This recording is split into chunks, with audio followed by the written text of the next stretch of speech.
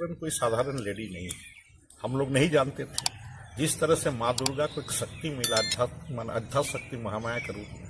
तो हेमंत जी जेल जाने के बाद जो शक्ति हमारा कल्पना जी ने अपने आप को, जो शक्ति झारखंड के बीच, चाहे माने महिलाओं हों चाहे पुरुषों हों, उनके बीच जो शक्ति लाया, वो हम लोग उस शक्ति को देवीय शक्ति के रूप में देख रहे हैं। कल्पना जी का आवाज, कल्पना जी का भाषण, कल्पना जी का बोलने का तरीका, ये कोई माने साधारण चीज नहीं है। ये लोग जो आज एनडीए वाले लोग जो हैं, एनडीए वाले लोग हिंदू मुस्लिम कर रहे हैं। आज भी हेमंत बिस्वा शर्मा यहाँ पर माने जो घुसपैठी है उसके बारे में बात कर। मैं पूछता हूं हेमंत बिस्वा शर्मा से और ईचागढ़ के तमाम जनताओं से कि आपके हाथ में गूगल है, देख लीजिए आसाम राज्य में बांग्लादेशी का कितना किलोमीटर आसाम राज्य से घुसता है। 270 किलोमीटर है आसाम राज्य में, वहीं से घुसपैठी ये लोग भेजता है हेमंत बिस्वा शर्मा। और ये जो आसाम के लोग, हमारे यहाँ कोई बॉर्डर नहीं है, और बॉर्डर का जो सुरक्षा है ये गृह मंत्रालय के अंडर में आता है। गृह मंत्रालय मतलब अमित शाह जी का अंदर में आता है, और 50 किलोमीटर वहां पर बीएसएफ रहता है, बॉर्डर सिक्योरिटी फोर्स रहता है। वहां से कैसे बांग्लादेशी घुसा है, इसका जिम्मेवारी अमित शाह और नरेंद्र मोदी देंगे, और बॉर्डर से जो पार होता है वो आसाम सरकार देगा। ये झारखंड सरकार की बात नहीं है। ये लोग हवाई बात करता है। ये लोग हिंदू मुस्लिम छोड़ के इन लोगों के पास कुछ है नहीं। इसके पहले हम लोग देखे थे रघुवर सरकार में, जो जब उसकी सरकार बनी तो एक मोब लिंचिंग होता था, जिसमें ये लोग अभी बोलता है माटी रोटी बेटी रोटी। उस मोब लिंचिंग में कम से कम 50 से 100 हमारे मुस्लिम भाई मारे गए। उनकी बेटी का क्या होगा जो विधवा बना, जिसको मार दिया गया। और वही नहीं है, हम लोग ये 5 साल पहले हमारे किसान लोग अगर बलरामपुर हाट बैल बेचने ले जाता था, हल्दी पकोर हाट अगर बैल बेचने, अपना बैल बेचने जाता था, यहाँ पर हम लोग देखते गम्हरिया से, सरायकेला से लंबा तिलक लगा के हमारा क्षेत्र में आता था और पैसा कलेक्शन करता था। विश्व हिंदू परिषद, बजरंग दल, आरएसएस के नाम पर इन लोगों ने समाज को बांटा है। लोग जानता है कि लोग कितना तबाह किया हुआ था हमारे गरीब किसान भाई, जो अपना बैल नहीं बेच पा रहा था, अपना गाय नहीं बेच पा रहा था। इसलिए आज जो कल्पना सोरेन आ रही है वो एकदम इतनी पढ़ी लिखी है कि ये इनके बाबूजी डिफेंस में अफसर थे, सेना में अफसर थे। इनका जन्म पंजाब में हुआ था। पढ़ा लिखा ये केंद्रीय विद्यालय माने सेना का स्कूल दिल्ली से पढ़ा है। उसके बाद ये बीजू यूनिवर्सिटी से बीटेक की है।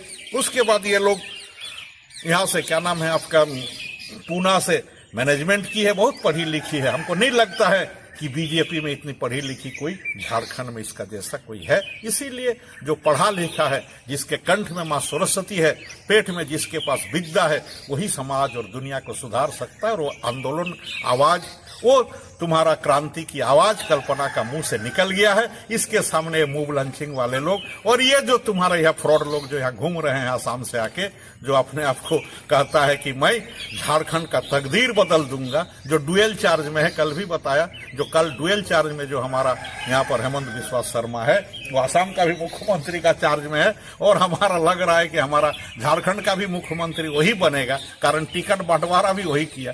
अंदर गाय एक कथा छिलो जे अरे गायन लोक नहीं पालिस तो कि गायर एक राड़ी छाड़ियो नहीं पालिस, तो हम एनडीए के जवाब खुजी जे तोरा की झारखंड कोनो राड़ी छाड़ियो नहीं पालिस, जे तोरा आसाम ले तोरा एत बड़ो प्लेयर नहीं आसेছিস रे बाप। दुर्भाग्य हमारे এই মাটির, আমরা কোন মাটিয়ে জন্মেছি, এই মাটিটার একদম মানে এটার আর বলারই নেই এই সব জিনিসগুলো। দাদা आज दिल्ली में सरकार बना, तो दिल्ली में सरकार बना तो जिस तरह से केजरीवाल ने लोगों को माने सहायता किया, बिजली फ्री, पानी फ्री, शिक्षा फ्री, तुम्हारा बस फ्री, ये सब। इसके बाद लोगों ने 70 में 67 सीट केजरीवाल को दिया।